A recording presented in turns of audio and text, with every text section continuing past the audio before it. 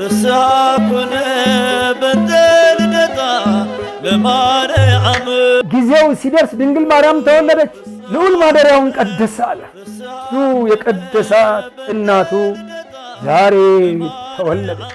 መቅደሱን እሱ በአርያም ሠራ አለ ዳዊት። አንተና የኔ እናት ዛሬ ተወለደች። አብ ወልድ መንፈስ ቅዱስ የእግዚአብሔር ከተማ በሊባኖስ ተራራ ለምን ተወለደች ቢሉ አንድም ትንቢት ነው። ኢየሱስ ክርስቶስ እናቱን ባያት ዓይን በኩል እዩዋት። ፍስሐ ኮነ በንተ ልደታ ለማርያም። በስመ አብ ወወልድ ወመንፈስ ቅዱስ አሐዱ አምላክ አሜን። የዘላለም አምላክና አባት እግዚአብሔር ሆይ ጊዜውን በሰላም አሳልፈ ዛሬ በዚህ መልክ ደግሞ ተገኝተን ስም እንድንጠራ እንድናመልክህ ስለፈቀድክልን እናመሰግናለን። እነሆ በመላእክት ቅዱስ ቅዱስ ቅዱስ ተብለ የምትመሰገን እኛም ደካማ ልጆችህ ቅዱስ ቅዱስ ቅዱስ አሸናፊ እግዚአብሔር ሆይ በሰማይም በምድርም ክብር ላንተ ይሁን እንላለን። ዛሬም አባታችንና አምላካችን በቃልህ እነሆ ስለከበርክባት አንተ ስለመረጥካት ስለ እናትህ ስለ ቅድስተ ቅዱሳን ስለ ድንግል ማርያም እነሆ እንድታስተምረን እንድትናገረን ጌታ ሆይ በመንፈስ ቅዱስ የራቀው ቀርቦላቸው የረቀቀ ገልጦላቸው እንዲተነብዩ ጊዜው ሲደርስ ደግሞ እንድትወለድ ተወልዳም ደግሞ አንተ ልትከብርባት ልትገለጥባት ልትወለድባት ስለፈቀድክ ስለዚህች እናት እንድንናገር እንድንመሰክር ቅዱስ ፈቃድ ይሁንልን። ትናንት ለአባቶቻችን አድረ ስለ እሷ ተናግረሃል፣ ከብሉይ ኪዳንም እስከ አዲስ ኪዳን። ከዚያም በኋላም እንዲሁ ጌታ ሆይ መንፈስ ቅዱስ ምሪት ሰጥቷቸው ስለዚች እናት መስክረዋል። እኔ ደግሞ ደካማ የእነሱን የእግራቸውን እጣቢ እንኳን ልሆን የማልችል ስለዚች እናት እንድናገር ፍቀድ። አሜን። ክርስቶስ ተንሥአ እሙታን በዐቢይ ኃይሉ ሥልጣን አሰሮ ለሰይጣን አግዓዞ ለአዳም ሰላም እምይእዜሰ ኮነ ፍስሐ ወሰላም። እንኳን ለእመቤታችን ለቅድስት ለድንግል ማርያም ልደት በዓል በሰላም በፍቅር ከነመላ ቤተሰቦቻችሁ አደረሳችሁ። ዛሬ እንደ እግዚአብሔር ፈቃድ ነው ስለ እናታችን ስለ ቅድስተ ቅዱሳን ስለ ድንግል ማርያም ከወንጌል እውነት የተነገረውን ሐሳብ በማንሳት ይህች እናት እግዚአብሔር መንፈስ ቅዱስ አብ የመረጣት ወልድ ያደረባት መንፈስ ቅዱስ አንጽቶ ቀድሶ ለአካላዊ ቃል ማደሪያ ያደረጋት ስለዚህች እናት ከልደቷ በፊት እነሆ ምን እንደተባለች ምን እንደተነገረላት ከቅዱሳት መጻሕፍት እናያለን።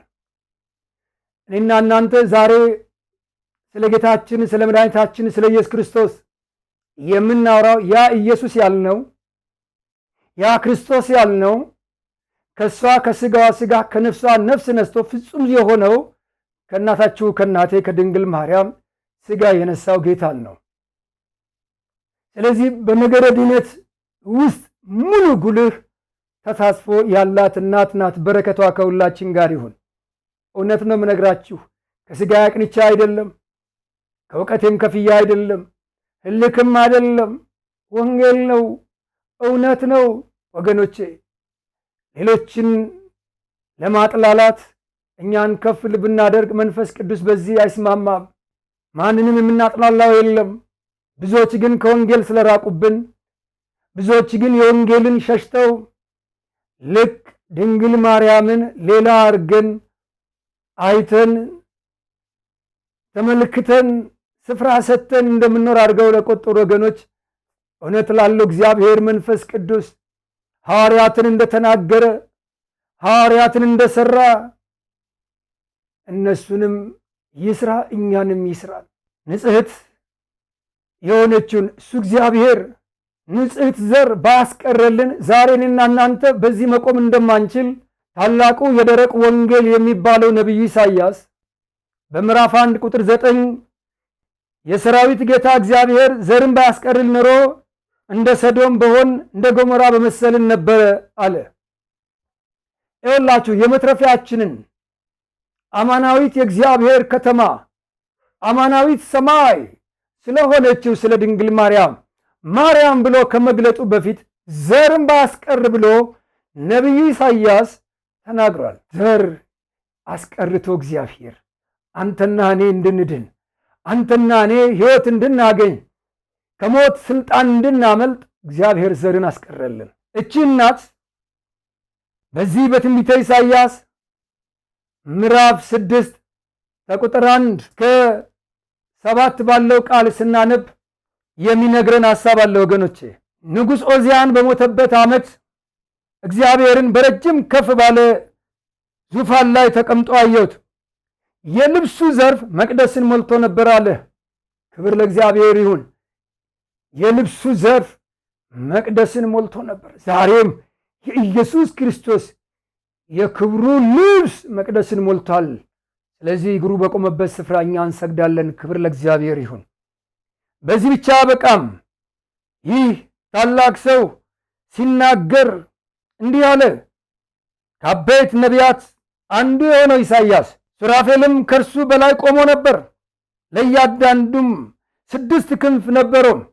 በ2 ክንፍ ፊቱን ይሸፍን ነበር፣ በ2 ክንፍ እግሮቹን ይሸፍን ነበር፣ በ2 ክንፍ ደግሞ ይበር ነበር አለ። በዚህ በታላቁ አምላክ ፊት መቆም አይችሉም። መቆም የማይችሉትን እንዴት አድርጎ ያየውን ራእይ ሲናገር ያየውን ትንቢት ብቻ አይደለም የተገለጠለት እግዚአብሔር በተከፈተ ሰማይ የገለጠለትን ነገር ነው የተናገረው። እነዚህ አንዱ ኪሩብ እነሆ ከእርሱ በላይ ከፍ ብሎ ቆሞ የነበረው ለእያንዳንዱ 6 ክንፍ ያለው፣ እነዚህ 6 ክንፎች ደግሞ በ2ቱ ክንፍ ይበራሉ፣ በ2ቱ ክንፍ ደግሞ ፊታቸውን ይሸፍናሉ፣ በ2ቱ ክንፋቸው ደግሞ እግሮቻቸውን ይሸፍናሉ። ዛሬ አንተና እኔ በጌታ በኢየሱስ ክርስቶስ ፊት ስንቆም መሸፈኛችን ምንድን ነው? በዚህ ብቻ በቃም። እያንዳንዱ አንዱም ለአንዱ ቅዱስ ቅዱስ ቅዱስ የሠራዊት ጌታ እግዚአብሔር ምድር ሁሉ ከክብሩ ተሞልታለች እያለ ይጮህ ነበር። የመድረኩም መሰረት ከጨዋዩም ድምፅ የተነሳ ተናወጠ፣ ቤቱንም ጢስ ሞላበት። እኔም ከንፈሮቼ የረከሱ ሰው በመሆኔ የከንፈሮቻቸው በረከሱባቸው ሕዝብ መካከል በመቀመጤ ዓይኖቼ የሠራዊት ጌታ ንጉሥን እግዚአብሔርን ስላዩ ጠፍቻለሁ፣ ወዮልኝ አልሁ። ከሱራፌልም አንዱ እየበረረ ወደ እኔ መጣ። በእጁም ከመሠዊያው በጉጠት የወሰደው ፍም ነበረ። አፌንም ዳሰሰበትና እነሆ ይህ ከንፈሮችህን ነክቶሃል፣ በደልህም ካንተ ተወገደ፣ ኃጢአትም ተሰረየልህ አለኝ። ያ ፍም ማን ነው? ያ በረጅም ዙፋን የተገለጠው ማን ነው? ያቺ ዙፋን ይኸውላችሁ ያንተና የኔ እናት ድንግል ማርያም ናት። ያ ፍም የተባለው ኢየሱስ ክርስቶስ ነው። ለምጥ የመጣው መናገር አልችልም ያለው ግን ስርየት ያገኘው ኃጢአቱ የተደመሰሰለት በኢየሱስ ክርስቶስ እነሆ ከመቤታችን በነሳው ሥጋ እነሆ ያንተና የኔን ኃጢአት የደመሰሰልን እሱ ኢየሱስ ክርስቶስ ነው። የጌታ ክብሩ ዙፋን። ሌላው የተራሮች ራስ የተባለች አሁንም በዚህ በኢሳይያስ ምዕራፍ 2 ቁጥር 2 ላይ በዘመኑ ፍጻሜ የእግዚአብሔር ተራራ በተራሮች ራስ ላይ ጸንቶ ይቆማል፣ ከኮረብቶችም በላይ ከፍ ከፍ ይላል። አሕዛብ ሁሉ ወደ እርሱ ይሰበሰባሉ። ሕግ ከጽዮን የእግዚአብሔርም ቃል ከኢየሩሳሌም ይወጣል። ሕግ ከጽዮን ይወጣል፣ የእግዚአብሔርም ቃል ከኢየሩሳሌም። ብዙዎቻችን ወገኖቼ አሁን ልብ አድርጉ። አሕዛብ ሁሉ ወደዚህ ይሰበሰባል። ወደዚህ ተራራ ወደዚህ ከፍ ወዳለ ተራራ ይሰበሰባሉ። እስራኤል ናት ጽዮን የምትባለው እስራኤል ናት እያልን ብዙዎቻችን የድንግል ማርያምን የተነገረውን የእግዚአብሔር ሐሳብ የምንናጠቅ እባካችሁ በእግዚአብሔር ራይ እንለምናችኋለን፣ አትዳፈሩ። አሕዛብ ወደዛ አልተሰበሰቡም፣ አይሰበሰቡምም። የሚሰበሰቡት የተበተኑ አይሁድ ናቸው የሚሰበሰቡት። ይህን ታውቃላችሁ። ይሄንን በደንብ ጠንቅቃችሁ ታውቃላችሁ። የዘመኑ ፍጻሜ ሆኖ የመጠቅለያ ሲደርስ ማን እንደሚሰበሰብ በኢየሩሳሌም ታውቃላችሁ። አሁን ግን አሕዛብ ሁሉ ወደ እሱ ይሰበሰባሉ የተባሉለት ያ ታላቅ ተራራ እመቤታችን ናት። ሕግ ከጽዮን ተብሏልና ጽዮን የተባለችው እናታችን ናት። ሕግ የተባለው ኢየሱስ ክርስቶስ ነው። እቺ እናት እንዲህ ተብላለች። የመጽናናት ድምፅ ለእስራኤል እግዚአብሔር ሲልክ በድንግልና እንደምትወልድ ተነገረላት። ይህን አንተም እኔም እንስማማለን፣ አንሸሸውም። ሌላውን ብንሸሽ ግን ስማ፣ እንዲህ ይላል በትንቢተ ኢሳይያስ ምዕራፍ 7 ከቁጥር 13 እስከ 14 እናንተ አለ የዳዊት ቤት፣ እናንተ የዳዊት ቤት ሆይ ስሙ። በእውኑ ስሙን ማድከማችሁ ቀላል ነውን? አምላኬን ደግሞ የምታደክሙ። ስለዚህ ጌታ ራሱ ምልክት ይሰጣችኋል። እነሆ ድንግል ትጸንሳለች፣ ወንድ ልጅም ትወልዳለች፣ ስሙንም አማኑኤል ብላ ትጠራዋለች። ማን ተብላ? ድንግል ትጸንሳለች፣ ወንድ ልጅ ትወልዳለች፣ ስሙንም አማኑኤል ትባላለች። በድንግልና የምትወልድ እናት የእሴይ ግንድ የተባለች ኢሳይያስ 11 ቁጥር 1 ላይ ከእሴይ ግንድ በትር ይወጣል፣ ከስሩም ቁጥቋጦ ያፈራል። ከእሴይ ግንድ የዳዊት አባት እሴይ ነው። ከእሴይ ዳዊት ወጥቷል፣ በትር ይወጣል ተብሏል። ያ በትር ኢየሱስ ክርስቶስ ነው። ቁጥቋጦ የተባለችው እመቤታችን ናት። እናንተ ወገኖቼ በደንብ አስተውሉ። እችን እናት ያ የደረቅ ወንጌል የተባለው ኢሳይያስ እንዲህ አላት፣ ክብሩ በሷ የሚታይ ስለመሆኑ የእግዚአብሔር ክብር በድንግል ማርያም እንደሚታይ ሲናገር እንዲህ አለ፣ ብርሃንሽ መጥቷልና የእግዚአብሔርም ክብር ወጥቶልሻልና ተነሺ አብሪ። ክብር ለእግዚአብሔር ይሁን። እነሆ ጨለማ ምድርን ድቅድቅ ጨለማም አሕዛብን ይሸፍናል። እነሆ ጨለማ ምድርን ድቅድቅ ጨለማን አሕዛብን ይሸፍናል። ነገር ግን ባንቺ ላይ እግዚአብሔር ይወጣል፣ ክብሩ ባንቺ ላይ ይታያል አለ። ክብር ለእግዚአብሔር ይሁን። ባንቺ ላይ እግዚአብሔር ይወጣል። ከድንግል ማርያም እግዚአብሔር ወልድ ኢየሱስ ክርስቶስ ተወልዷል፣ ወጥቷል። አየህ፣ ስለዚህ ክብሩ ባንቺ ላይ ይታያል አለ። የኢየሱስ ክርስቶስ ክብር በእመቤታችን ላይ ታይቷል። የእግዚአብሔር አብ ክብር፣ የእግዚአብሔር ወልድ ክብር፣ የእግዚአብሔር መንፈስ ቅዱስ ክብር በድንግል ማርያም ላይ ታይቷል። ስለዚህ ክብሩ በሷ የታየ እቺ ድንግል ማርያም ለዳዊት የተማለለት ለዳዊት መሐላ የተደረገለት እቺ ድንግል ማርያም ምን ተብሎ ነው መሐላ የተደረገላት? በመዝሙር 131 ቁጥር 11 እነሆ እግዚአብሔር ለዳዊት በእውነት ማለ አይጸጸትም አለ። እግዚአብሔር አልተጸጸተም ወገኖቼ፣ አይጸጸትም። እንዲህ ብሎ ከሆድ ፍሬ በዙፋንህ ላይ አስቀምጣለሁ። ከማን? ከዳዊት ከሆዱ ፍሬ። አያችሁ፣ ከዳዊት እያለ እየተወለደ እስከ ሐናና ኢያቄም የምትመጣው የዳዊት ወር ማቴዎስም ሲጽፍ በዘር ሐረግ ሲቀመጥ ከዳዊት ብሎ ያቆማል። ያው ይሄ ሌላኛው ታሪክ ሰፊ ስለሆነ እኔ በዛው ብዙ አልሄድም። ግን ለዳዊት የተማለለት መሐላ ከዳዊት ከሆዱ ፍሬ በዙፋንህ ላይ ነው አስቀምጣለሁ ተብሎ የተነገረላት የዳዊት ስር የተባለች ከይሁዳ ነገድ የሆነው አንበሳ፣ እሱም የዳዊት ስር። ይሄ እሱ ኢየሱስ ክርስቶስ፣ ይሄ የዳዊት ስር፣ የይሁዳ አንበሳ የተገለጠባት የዳዊት ስር የተባለች ድንግል ማርያም ቅድም ከምናነበውም ክፍሎች ወገኖቼ የእግዚአብሔር ክብር ባንቺ ላይ ይታያል እንደተባለ በአንደኛ ጢሞቴዎስ ምዕራፍ 2 ቁጥር 8 ላይ ይህን ሐሳብ በደንብ አድርጎ ያነሳል። ያ ከዳዊት ዘር የሆነው ኢየሱስ ክርስቶስ የተወለደው ከማን ነው? አንተም እኔም የተስማማንበት እውነቱን የተቀበልንበት ከድንግል ማርያም ነው። እቺ እንዲህ ተብላ ከብሉይ እስከ አዲስ ኪዳን የተነገረላት ድንግል ማርያም ተወልዳለች። ይህን ልደቷን ነው ሐሴት አድርገን የምናከብረው። ቅዱስ ጳውሎስ እንዲህ አለ፣ ጊዜው ሲደርስ የነገሩ የዘመኑ ፍጻሜ በደረሰ ጊዜ እግዚአብሔር ከሴት ተወለደ እንዳለ ከሴት ሊወለድ ጊዜው ሲደርስ ድንግል ማርያም ተወለደች።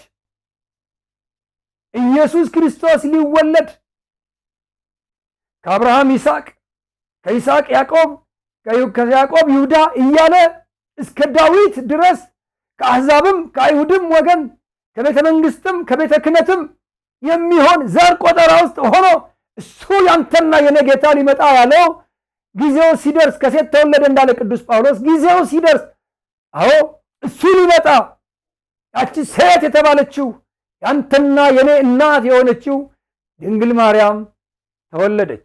ልዑል ማደሪያውን ቀደሰ አለ።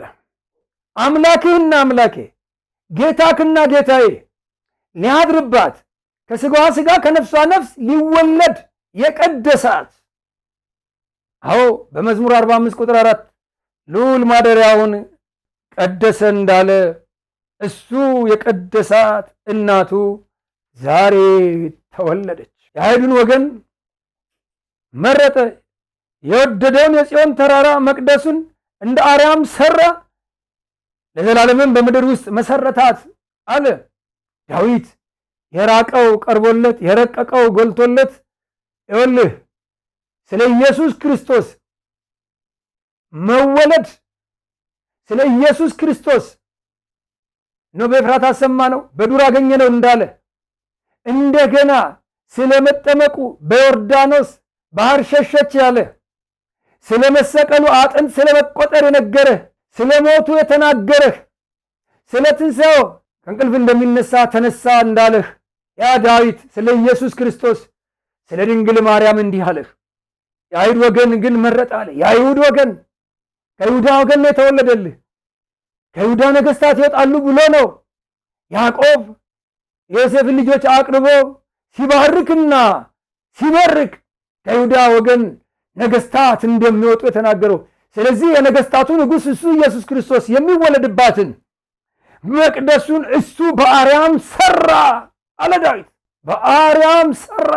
የጽዮን ተራራ ብለህ ከተማ ብለህ እሱን አትውሰድ እባክህ ወገኔ። መቅደሱን በአርያም ሰራ፣ ለዘላለምም በምድር ውስጥ መሰረታት።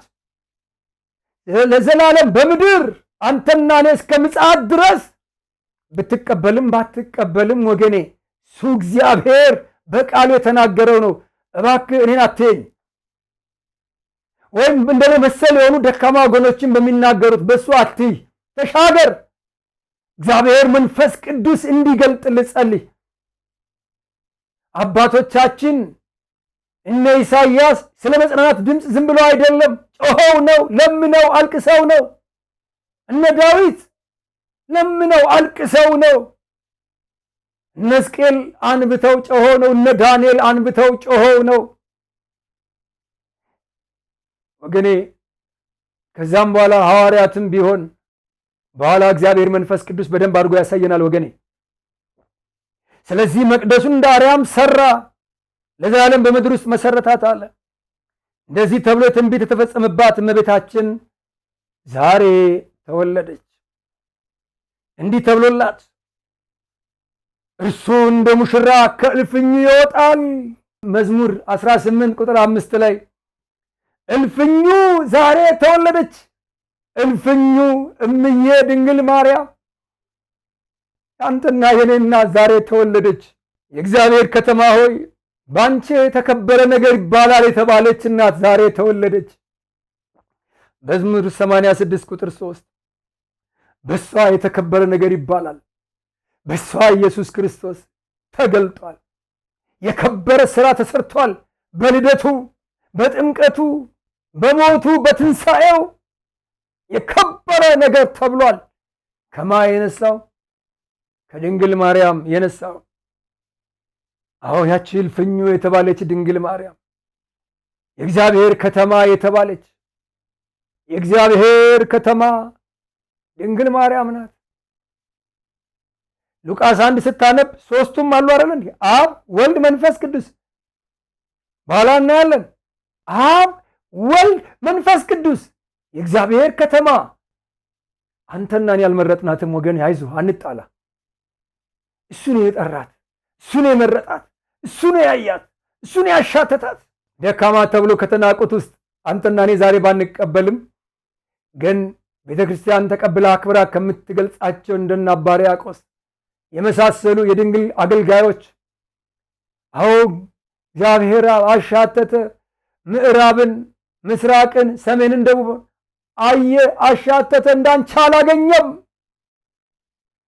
እንዳለ አዎ እግዚአብሔር ከተማ እሷ ዛሬ ተወለደች። እግዚአብሔር ጽዮንን መርጧታልና ማደሪያው ትሆን ዘንድ ወዷታልና እንዲህ ብሎ ይቺ ለዘላለም ማረፊያዬ ናትና በዚህች አድራለሁ አለ። በመዝሙር 131 ቁጥር 13 ማደሪያ የሆነች ድንግል ማርያም ዛሬ ተወልዳለች። ማደሪያው ትሆን ዘንድ ወዷታል። አንተ አይደለም የወደድካት፣ እኔ አይደለሁም የወደድኳት፣ እግዚአብሔር ነው የወደዳት። አንተ እግዚአብሔርን የወደደው የምትወድ ከሆነ ነው ታላቅ በረከት ያለህ። እግዚአብሔር የሚወደውን አንተ ግን የምትጠላ ከሆነ ግን እዘን እባክህ በራስህ። እግዚአብሔር ወደዳቸውን አከበራቸው፣ የመረጣቸውን አከበራቸው አይደል? እግዚአብሔር ወደዳቸውን። ቅዱስ ጳውሎስ እንዲህ ነው ያለው። ስለዚህ እግዚአብሔር መርጧታል፣ ወዷታል፣ ማደሪያው ትሆን ዘንድ ለዘላለም ማረፊያው ትሆን ዘንድ። እንዴት ነው ዘላለም ማረፊያ የሆነችው? ከሷ የነሳው ሥጋ አሁን ያረገው እንዲሁ እያየን ያረገው እንዲሁ ይመጣል ያሉት ለሐዋርያት የነገሩት መልአክ እንዲህ ሲያርግ እንዳያችሁት እንዲሁ ይመጣል የተባለው ያ የሚመጣው በክብር የሚመጣው እግዚአብሔር ተነስ ክብርን ልበስ እንዳለ ዳዊት ክብሩን ለብሶ የሚመጣው ያ ጌታ የሚገለጥልህ ለፍርድ የሚመጣ ለሞት አይደለም፣ ለፍርድ የሚመጣ ያ ጌታ የማንን ሥጋ የለበሰውን ነው? ያንተና የኔ ከሆነው ከዳዊት ወገን ከዳዊት ዘር የተገኘች የእመቤታችን የቅድስት ድንግል ማርያም ሥጋ አይደለምን? አየ ለዘላለም ማረፊያዬ ናት አለ። ለዚህ ነው የዘላለም አየ በዳግም ምጽአትም ላይ ያ የሚመጣው ኢየሱስ ክርስቶስ የእሷን ሥጋ የለበሰውን ሥጋ ይዞ ይመጣል። ፍጹም ሰው የሆነ እሷን ሥጋ ነው የለበሰው፣ የመላእክትን ሥጋ አይደለም፣ የአብርሃምን ዘር ነው እንዳለ ቅዱስ ጳውሎስ። የአብርሃም ዘር ከሆነችው ከድንግል ማርያም የነሳውን ሥጋ ይመጣል። ስለዚህ ነው ዳዊት ይሄንን የራቀው ቀርቦለት የረቀቀው ጎልቶለት ይሄንን ምስጢር አይቶ ለዘላለም ማረፊያዬ ናት አለ። ኧረ እንደ ዳዊት እንዲህ እንድንል እግዚአብሔር ይርዳል። እሱ እግዚአብሔር መንፈስ ቅዱስ ይቃኘን። ከሥጋና ከደም ከስሜት አይደለም። የተዘጋች በር ብሎ ሕዝቅኤል ያያት እሱ ገባ፣ እሱ ወጣ። ከመግባቱ በፊትም በሩ ዝግ ነው፣ በገባም ጊዜ በሩ ዝግ ነው፣ ከወጣም ጊዜ በሩ ዝግ ነው። ይሄ ዝግ በር የሆነችው ስለ ድንግልናዋ የተገለጠው እቺ ድንግል ማርያም ተወለደች። ልደቷን ከየት ወዴት ብንል ጊዜ የለም። አባቶቻችን መንፈስ ቅዱስ ቃኝቷቸው ከአባታችን ከአዳም ጀምሮ ከዚያ ከዘፍጥረት የእርግማን ቃል ሲነገር አንተም እንደተባለ የሱን ሸኮና ትነክሳለህ እሱም ራስን ይቀጠቅጣል እንደተባለ የሴቲቱ ዘር የሆነው ኢየሱስ ክርስቶስ የቀጠቀጠልህ ከአዳም ጀምሮ እስከ ክርስቶስ መምጣት እሱ መንፈስ ቅዱስ ውስጣቸውን የነኩ ብዙዎች ተናግረዋል። ቅዱስ ኤፍሬም ሶርያዊ ተናግሯል። ብታነበው ጥሩ ነው። ፈልገውና አንብበው ወገኔ። ኢትዮጵያዊ ሊቅ አባ ቄርሎስ የሚባለው ታላቁ አባ ጊዮርጊስ ዘጋስጫም ተናግሯል። ታላቁ ሊቅ ቅዱስ ያሬድ ተናግሯል።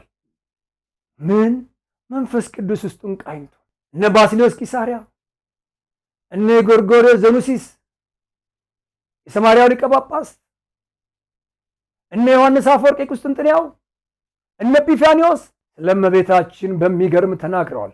እነ ቄርሎስ እስክንድርያ ስለ ድንግል ማርያም እግዚአብሔር መንፈስ ቅዱስ ከቃሉ አንስተው መንፈስ ቅዱስ የተረጎመውን ሐሳብ ተርጉመው ነግረዋል። አንተና እኔ ከዛ ሩቅ ነን። ምክንያቱም የኢየሱስ ክርስቶስን የክብሩን ስፍራ የያዘች ስለመሰለን አትወስድምም፣ ወስዳም አታውቅምም። እኔ አሁን ለአንተ አይደለም የምነግርህ፣ እኔም ለመዳኔ ነው አንተ የምነግርህ። የወንጌል እውነት ነው የምነግርህ፣ ለመዳኔ ነው የምነግርህ። ኢየሱስ ክርስቶስን ስናገር በመዳን መንገድ ውስጥ በዚህ በነገረ ድነት ውስጥ የእሷ ነገር እንደሚነሳ እኔ ከሥጋዬን አቅንቼ ከእውቀቴ ከፍዬ ብነግርህ ፍርድ አለብኝ። እሱን አይደለም የምነግርህ። ስለዚህ ወንድምና እህቴ ዛሬም አከብራታለሁ የምትል ስሟን ጠራው የምትል አንዳንዴ ይቅርታ በስሟ የምትነግድ አለህ። ደግሞ በዚህም በኩል ምን ነግድ? በእሷ ስም ብንጠራ ህዝቡ ይራራል፣ አማኙ ይራራል፣ ኦርቶዶክሳዊ ይራራል ብለህ በስሟ የምትነግድ በስሟ የምትለምን ይኸውልህ መማፀኛ ከተማ እንደተባለ ስትማፀንባት ቃል ኪዳኗን ተስፋ አድርገህ ጌታ ኢየሱስ ክርስቶስ በመስቀል ስር የሰጠ መሆኑን ተረድተህ ለመዳን ከሆነ እንጂ የገንዘብና የሀብት ማከባቻ አድርገህ የምትለምን ከሆነ እንደዛ አይደለም። እነ ቅዱስ ኤፍሬም እነ ቅዱስ ያሬድ ያመሰገኑትን የለመኑበትም። በእንደዛ ተረድተህ ከሆነ ደክመሃልና ከዛ ድካም ውጣ። ኢየሱስ ክርስቶስ የሞት ማምለጫዬ አለቴን ኢየሱስ ክርስቶስን የወለደችልኝ እቺ ድንግል ማርያም ናት። ስለዚህ ነው ማምለጫ እላታለሁ፣ መትረፊያ እላታለሁ። እዚህም እንዲሁ ነገሮች እናንሳና በሉቃስ ወንጌል ምዕራፍ 1 ላይ ወዳለው ሐሳብ እንመለስ። ይኸውላችሁ በብሉይ ኪዳን ውስጥ የሚገርሙ አወላለዶች ነበሩ። ቴክታም የምትባል እናት ጸንሳ ሄማንን ወለደች። ሄመንም ደግሞ ጸንሳ ዴርደርን ወለደች። ዴርድ ጸንሳ ቶናን ወለደች። ቶና ጸንሳ ሲካርን ወለደች። ሲካርንም ደግሞ ሴትን ወለደች። ሴትም ጸንሳ ሄርሜላን ወለደች። ሄርሜላ ደግሞ የጌታ አያት የሆነችው ቅድስት ሐናን ወለደች። ቅድስት ሐናና ቅዱስ ኢያቄም በእግዚአብሔር ጊዜ ተገናኝተው በነዛ በአይሁድ የተገፉ መካን የተባሉ በቅሎ የተባሉ እጅግ የተገፉ ሐናና ኢያቄም ተስለው ለምነው አልቅሰው ተስለው የተሳሉትም ይገርም ነው። ለራሳቸው እንዳት ወንድ ይሁን ሴት ቢወልዱ የእግዚአብሔር ቤት መቅደስ አገልጋይ የሚሆን እንዲሰጣቸው ለምነው ጊዜው ሲደርስ እንዳለ ቅዱስ ጳውሎስ ጊዜው ደርሶ ግንቦት 1 በ5485 ዓመተ ዓለም እነሆ በሊባኖስ ተራራ ላይ ዛሬ ያንተንና የኔን እናት ወለዱ። በረከታቸው ከኛ ጋር ይሁን። እናቴ ተወለደች። በሊባኖስ ተራራ ለምን ተወለደች ቢሉ አንድም ትንቢት ነው። በመኃልየ ሰሎሞን ምዕራፍ 4 ቁጥር 8 ሙሽራዬ ሆይ ከሊባኖስ ከኔ ጋር ነይ ብሎ ተናግሮ ስለነበር አንድም ትንቢቱን ለመፈጸም አንድም ከአይሁድ ሽሽት። አይገርምም? ጌታም ሲወለድ ከናዝሬት ደግሰው ይወጣልን ተብሎ በዚያ በግርግም በበረት ተወለደ። እናቱም ደግሞ በሊባኖስ ተራራ ከአይሁድ ሸሽተው ከሞት አምልጠው ያንተንና የኔን እናት ወለዱ። ዝም ብላ የተወለደች እናት አይደለችም። ይሄን በደንብ ልታስተውል ይገባል ወንድሜና እህቴ። ዛሬ ብዙዎቻችን በዚህ እንደክማለን። ብዙዎቻችን እንስታለን። እግዚአብሔር ወልድ አዳኙን መውለዷ እንዲሁ አይደለም።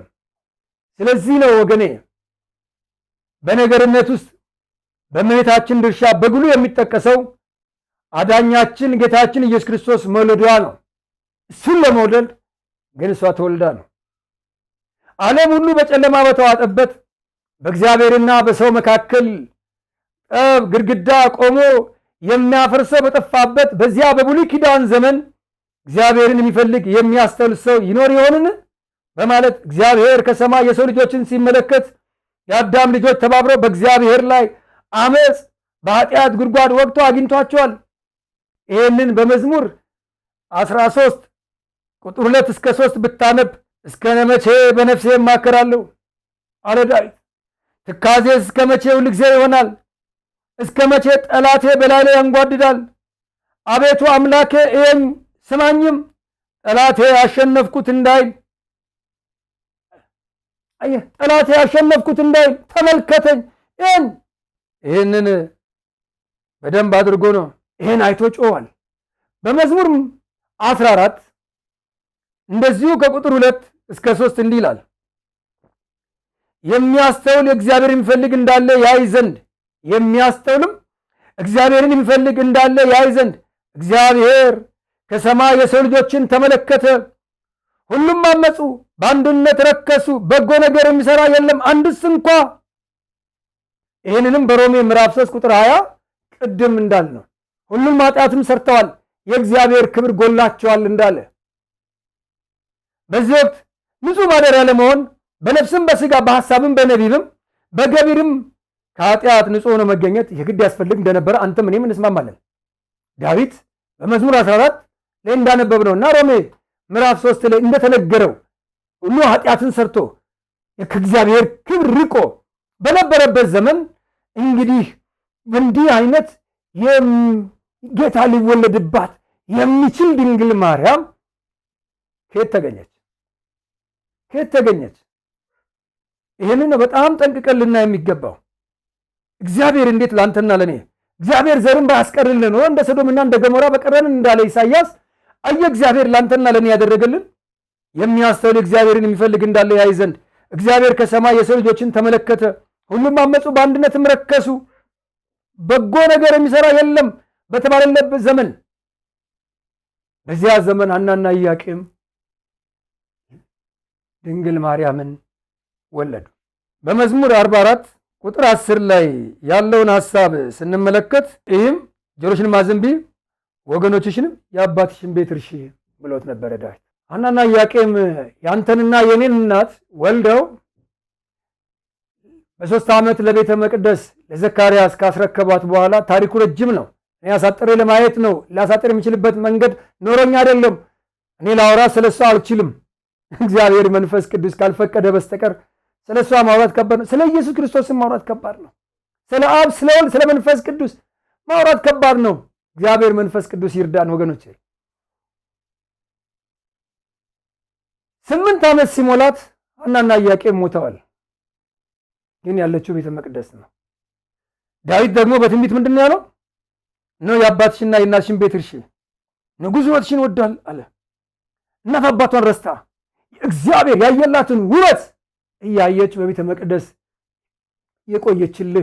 የቆየችልኝ እናት ናት። በመዝሙር 131 ከቁጥር 13 እስከ 14 ይህንን ሐሳብ እንይ። እግዚአብሔር ጽዮንን መርጧታልና ማደሪያው ትሆን ዘንድ ወዷታልና እንዲህ ብሎ እግዚአብሔር ማንን መርጧል? ጽዮንን መርጧል። ያ የእግዚአብሔር ክብር በጎደለበት ዘመን እግዚአብሔር ሊያይ የሚችልበት የሌለበት ሁሉም ኃጢአትን ሰርቶ ባለበት ጊዜ እግዚአብሔር ጽዮን የተባለችውን ድንግል ማርያምን አየ። ክብር ለእግዚአብሔር ይሁን። አየ ወገኔ፣ በዚያ ሁሉም ኃጢአትን ሰርቶ የእግዚአብሔር ክብር በጎደለበት ዘመን ንጽሕት ቅድስት ድንግል ሆና የነበረችን ጌታ እግዚአብሔር አያት።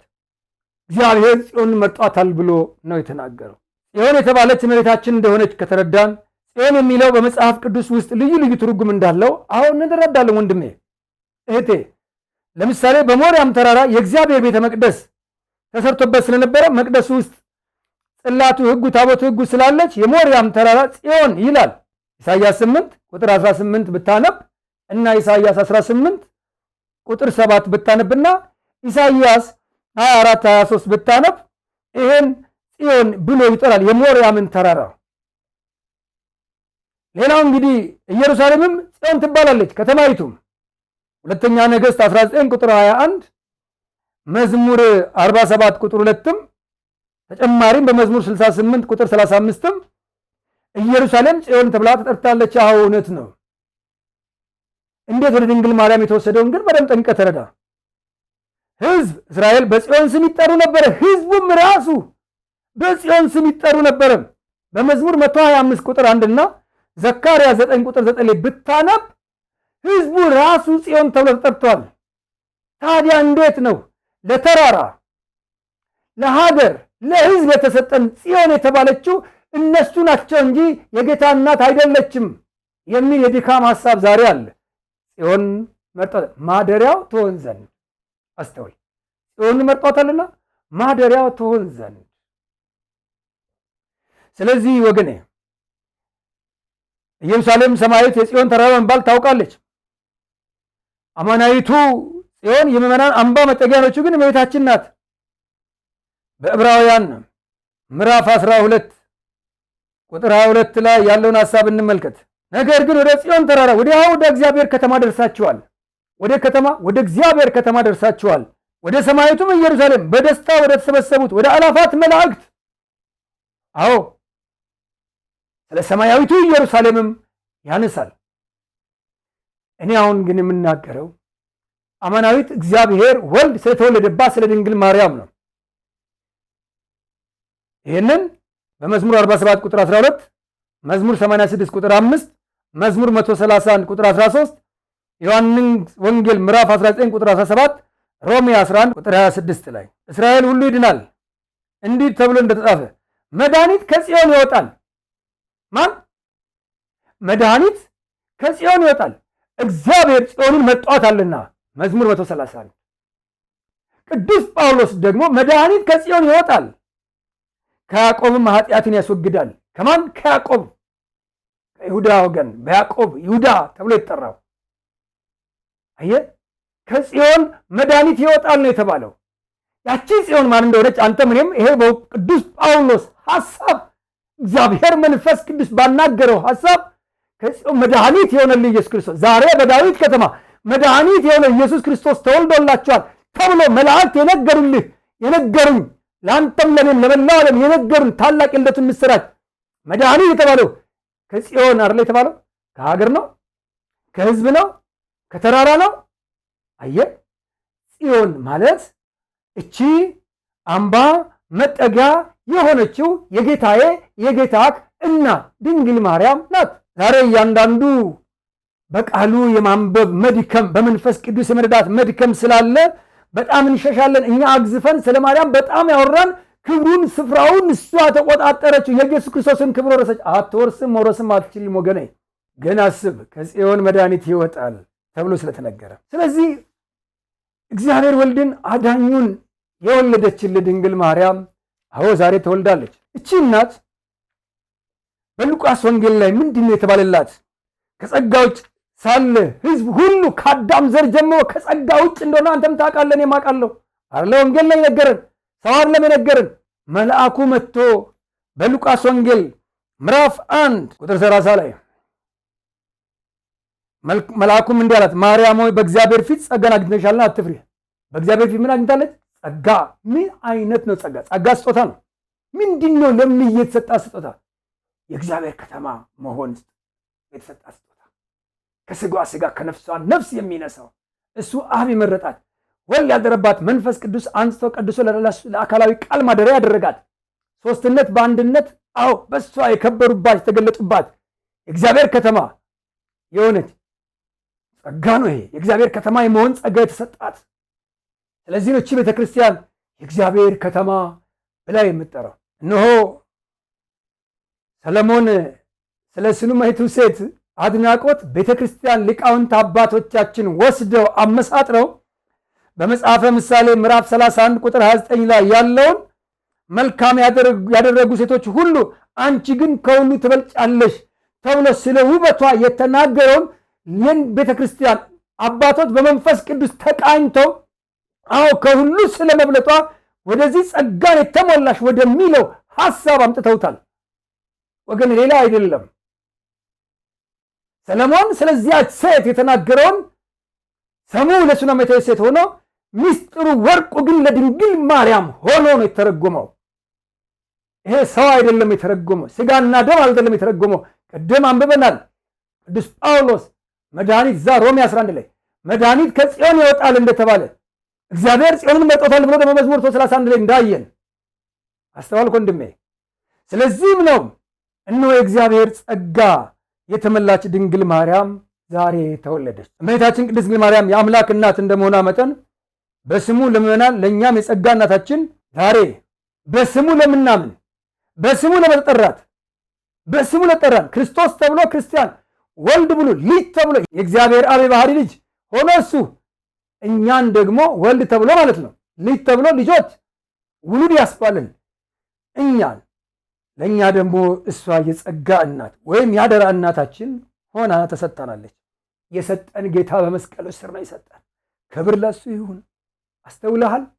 ለአንተና ለእኔ እሱ ተመሳቅሎ ያ ቁስሉ እጁ ላይ ሆኖ ዮሐንስ እና እሷ በመስቀሉ ስር ቆመው አስተውለሃል?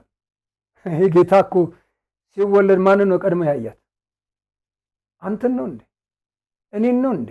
አሁን በደንብ ሌላ ውስጥ አትግባ። ልፈርድብህ አይደለም፣ ብፈርድብህ ይፈረድብኛል። ሲወለድ ያያት እኮ እናቱን ነው። ሲሞትም በመስቀል ስር ነፍሱን ከስጋው ሲለይ መጨረሻ ያያት እናቱን ነው። በዚያ በሞት አይታል። ሲወለድም ሲሞትም ያያት እሱን ነው። እሷን ያያት እሱ በሚያይን አይን እያት እባክህ። ኢየሱስ በሚያያት እያት። ኢየሱስ ክርስቶስ ባያት አይን እያት። የኔ ወንድም የኔ እህት እባክህ በጌታ ርኅራኄ እለምንሃለሁ። ክርስቲያን ኦርቶዶክሳዊ የሆናችሁ ኢየሱስ ክርስቶስ እናቱን ባያት አይን በኩል እያት። ስለዚህ እቺ ስጋዊ እናት እንኳ ማክበር ደግሞ ታላቅ በረከት የሚያሰጥ እንደሆነ የታወቀና የእናታችን ድንግል ማርያምም ማክበር እኛ ዛሬ ይሄንን በማክበር የምንኮነን ብዙዎች አለን። ብዙዎች ይኮንኑናል። አንተ ግን ወላጅ እናትን ታከብራለህ። ስለወለደች፣ ስላስተማረች፣ ስላዘለች በምዕራቡ ዓለምም ይሁን በምስራቅ ዓለምም ይሁን በዚህም በአፍሪካም አህጉር ይሁን በኢትዮጵያም ይሁን አይደለ ይሄን እንስማማለን። የወለዱ እናቶቻችንን እናከብራለን፣ ልደታቸውን ጭምር። ምን ነው የጌታ እናት ልደት ስናከብር ተቆጣህን ወንድሜ? የኢየሱስ ክርስቶስን የክብሩን ስፍራ ወስደ አይደለም የኔ ወንድም። ስለዚህ እቺ እናት እስከ ድረስ ተጉዛለች። እቺ እናት ታውቃለህ አንተም እኔም እስከ መስቀል ድረስ የተጓዘች ናት። ይቺ እናት እንዴት ነው ያሳደገችው? ወንጌል በቃ ልጅን ወደ ግብፅ ጠራት የሚለውን እዛ ከማቴዎስ ወንጌል ጀምረን ስናነብ ወደ ግብፅ መሄዷል ነው። እንዴት ነው አንተ ዛሬ ያገኘውን ኢየሱስ ክርስቶስ አንተ የኔ ጌታ የተመሳቀለልኝ የሞተልኝ የምትለውን ኢየሱስ ክርስቶስ እንዴት ብታሳድገው ነው? የግብፅን በረሃ ወደ እንግዲህ ከእስራኤል ወደ ግብፅ እንዲሁ በመጽሐፍ ቅዱስ ያለው ልጄን ወደ ግብፅ ጠራሁት የሚለው ትንቢት ተፈጸመ። በዛም ሐሳብ እንኳን ቢሆን ስደት ላይ በዛ በሚነበበው ልክ ያን በረሃ እንዴት ነው የተጓዘችልህ? እንዴት ነው የተጓዘችልህ? ዝም ብላ ነው እንዴ? አንተ ያገኘውን ኢየሱስ ክርስቶስ ለኔም የተሰቀለ ለአንተም የተሰቀለን ኢየሱስ ክርስቶስ እንዴት እንዳሳደገች የምታቅናት፣ እንዴት ነው የተራበችለት፣ እንዴት ነው የጠማችለት፣ እንዴት ነው በሰው ፊት የቆመችለት። እባክህ ወንድሜ በመንፈስ ቅዱስ ያት ወንጌላዊ ዮሐንስን ታስታውሳለህ? በፊጥሞ ደሴት ላይ ሆኖ ባልኖረበት ዘመን በአዲስ ኪዳን ዘመን እሱ ሐዋርያት እኮ በተመረጡበት የተመረጠ ሰው ነው። በባህር ላይ አሳ ሲያጠምድ ከነበረ የተገኘ ሰው ነው። ታውቃለህ አንተም እኔም። ይሄ ሰው ግን ያልነበረበትን ዘመን ያልኖረበትን በስደት ያልነበረውን ዘመን ክብሯን አይቶ እነሆ አውሬው ውሃውን ሲተፋ ልጇን ይዛ ተነጥቃ ስትሰደድ አላየም? ራዕየ ዮሐንስ ምዕራፍ 12 ላይ አላየህም ወይ? እኔም አንተም ይሄን እውነት እንድናይ እግዚአብሔር መንፈስ ቅዱስ ይርዳል። ለምን እንዳየ ታውቃለህ? እስከ መስቀል ድረስ የተጓዘችን እናት በመስቀል ስር ስለተረከበ ነው። አንተ ግን ገፋሃት። አይ እኔ አንቺን አይደለም ልጅሽን ነው አልካት። ብትላትም አትቆጣህ። ልጇ አለ፣ ፍትህ ሰጪ ልጇ አለ። ግድ የለም እኛ ፍትህ አንሰጥም፣ አንገፋም። ብንገፋችሁ ገፊ አለን። ግን አስተውል። በዮሐንስ ወንጌል ምዕራፍ 19 ቁጥር 21 እስከ 27 ድረስ ስታነብ የምናገኘው ይህን አይደለም? ሉቃስ 2 ቁጥር 7 ላይ የወለደችልህ አዝላ የተሰደደች፣ በማቴዎስ ወንጌል ምዕራፍ 2 ቁጥር 13 እስከ 23 የተገለጠችልህ፣ በማስተማር ጊዜ አብራ የተንከረተተች፣ የ12 ዓመት ሆነ ቤተ መቅደስ ሲያስተምር ሩቅ መንገድ ሄዳ እንደገና ያን 3 ቀን መንገድ ተመልሳ ስትፈልገው ስትንከራተት አይተላታል። ወንጌላውያን እኮ ጽፈዋል፣ ግን አልነበሩም። ታውቃለህ አይደል? አልነበሩም። በስጋ ስትወልድ ነበሩ ሐዋርያት። 12 ዓመት ሆኖ እሷ ስታሳድገው ስለሱ በሚሄድበት በሚወጣበት በሚገባበት ሁሉ ስትሄድ ስትወጣ ስትገባ ላይታይ ስትል ነበሩ? አልነበሩም። እግዚአብሔር ይመስገን በአካል አልነበሩም። እኛ ታላቁ ኢትዮጵያዊው ሊቅ አባታችን አባ ጊዮርጊስ ዘጋስጫም እንደሚል ታውቃለህ? እኔ አዎ እናቴ ሆይ በአካል አልነበርኩም፣ ዛሬ ግን በመንፈስ አለው የዛን ዘመን ይላል። በመንፈስ አለው አርጋኖ በሚባል መጽሐፍ እሷን ያወደሰባት መጽሐፍ ላይ አዎ በአካል አልነበርኩም፣ በእውነት ዛሬ ግን በመንፈስ አለው። እነዚህም አባቶቻችን ሐዋርያት እነ ቅዱስ ማቴዎስ፣ እነ ሉቃስ፣ እነ ማርቆስ፣ እነ ዮሐንስ በአካል አልነበሩም። ግን የ12 ዓመት ሆኖ የነበረውን በማቴዎስ ወንጌል ምዕራፍ 12 ቁጥር 47 ላይ ብታነብ ታገኛለህ። ይህ ሁሉ የሰማያዊው ንጉሥ እናት ድንግል ማርያም እመቤታችን የሰው ልጆች ለማዳን በተደረገው አምላካዊ ጉዞ ውስጥ ያላትን ተሳትፎ ያሳያል። ጊዜ የለም እንጂ ብዙ ማለት ይቻላል። ስንጠቅልል ግን እቺ እናት ተወልዳለች። በረከቷ ከሁላችን ጋር ይሁን። ግን አንድ ነገር ስንጠቅልል በሌላ ጊዜ እግዚአብሔር ቢፈቅድና ያገናኘን ከስጋና ከደም ሳናወጣ ከመንፈስ ቅዱስ በሆነ ሐሳብ ትናንት የ400ዎቹ ሊቃውንት በ400 ዓመት የነበሩ እዚያም ታላላቆቹ እነ ዮሐንስ አፈወርቅ፣ እነ ቄርሎስ፣ እነ ባስልዮስ፣ እነ ጎርጎርዮስ፣ እነ ሶርያዊው ቅዱስ ኤፍሬም፣ እነ ቅዱስ ያሬድ በዚህ 19ኛው ክፍለ ዘመን የነበረው ኢትዮጵያዊ አባት ታላቁ ቄርሎስ የሚባለው አባ ጊዮርጊስ ዘጋስጫ ያነሱትን ሐሳብ ከወንጌል ያለውን ጋር አዛምደን ጌታ ቢፈቅድ አንድ ቀን በእውነት እግዚአብሔር እኔ እናንተንም ያስተምራል ብዬ ተስፋ አደርጋለሁ። ለዚያ እሱ ፈቅዶ ያደርሰን። ግን አንድ ነገር እንጠቅልል። እቺ እናት ዮሐንስ ከመስቀሉ ወደ የቱ ወሰዳት ነው የሚለው ወንጌል ላይ ስታል የት ላይ እንዳገኛት ታውቃለህ አይደል? መንፈስ ቅዱስ ሲወርድ በዚያ በማርቆስ እናት ቤት እቺው እናት የጌታም እናት ነበረች አይደል? የሚለው ሐዋርያት ሥራ ምዕራፍ 1 ላይ የጌታም እናት ነበረች። ምን ያለባት? ጸጋን የተመላች። ምን ያለባት? መንፈስ ቅዱስ የተሞላች። አሁን መንፈስ ቅዱስ ሊቀበሉ እሷ ታስፈልጋለች። አየህ፣ የጌታም እናት አብራ ነበረች። ለምን ያስፈልጋል? ምን ታስፈልጋለች? ዛሬ እሷ አታስፈልግም የምትል ወንድሜ፣ አየህ እንዴት እንደደከም፣ እንዴት እንደዛልክ። እግዚአብሔር መንፈስ ቅዱስ ይናገር። ቅዱስ ሉቃስ ይህን ነገር ተራርገው በሐዋርያት ሥራ ላይ እንዲጻፍ ያደረገውና እንዲከተብ ያደረገው አጽናኙን መንፈስ ቅዱስ ሲቀበሉ የጌታም እናት በዚያ ነበረች ተብሎ ነው የተጻፈው። እንተንቅ አይደለም፣ አጭር ሐሳብ ግን ሁሉን ጠቅልለው ምን እዛ በሉቃስ 1 ላይ ትንግርላት ያቺ እናት መልአኩ ቅዱስ ገብርኤል ዘካርያስን በተናገረ ሐሳብ እንዳልመጣ አንተም ትረዳለህ። አየህ፣ ዘካርያስ የረሳውን ጸሎት እሷ ከወለደው ብላ አልጸለየች፣ አልለመነች። ትወልጃለች ስትባል እንዴት ነው የሚሆነው? ወንድ አላውቅ፣ ግን ማን ቤት እንደነበረች ታውቃለች? ጻድቁ አባታችን ቅዱስ ዮሴፍ ቤት ናት። ዛሬ ከዮሴፍ ወልዳለች የምትል እግዚአብሔር ይቅር ይበል፣ ሎቱ ስብሐት። ወንድ ሰላም ማላውቅ እንዴት ይሆናል? አየህ፣ ዮሴፍ ሊጠብቃት እንደሆነ አባቶች የሚነግሩ ለዚህ ነው። ግን ስንጠቀልል እቺ የተወለደችልህ ድንግል ማርያም በዚያ በማርቆስ እናት ቤት ሐዋርያት መንፈስ ቅዱስን ሲቀበሉ አብራ ነበረች። ዛሬም በእኔም ባንተ ሕይወት፣ በእኔና ባንተ ኑሮ፣ በእኔና ባንተ ክርስትና፣ በእኔና ባንተ በወንጌል አገልግሎት፣ በሀገርም በቤተ ክርስቲያንም በሁሉ ነገራችን ጌታ ከቅዱሳኑ ሐዋርያት ጋር አብራ ትሁን። እሷ ካለች በረከቷ ከሁላችን ጋር ነውና ሁሉ አለ። እሷ ባለች ልጇ አለ፣ ልጇ ባለች ደግሞ እሷ አለች። እሱ በሚነሳበት ሰርግ ቤት ብትሄድ እሷ አለች። መስቀል ላይ ትመጣ እሷ አለች። መንፈስ ቅዱስ በወለደበት ላይ ብታመጣ እሷ አለች። ሐዋርያ አገልግሎት ላይ ደግሞ መድኃኒት ከጽዮን ይወጣል ተብሎ ይነገርባታል።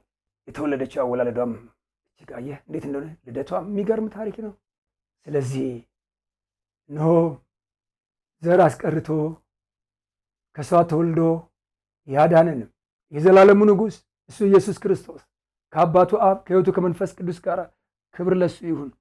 ያስተማረን የመከረን የተናገረን እሱ የአባቶቻችን አምላክ እግዚአብሔር ከከበረባት ከእናቱ ከቅድስተ ቅዱሳን ከድንግል ማርያም ጋር ክብር ምስጋና ለእርሱ ይሁን። ይቆየን። ተዋህዶ ሃይማኖቴ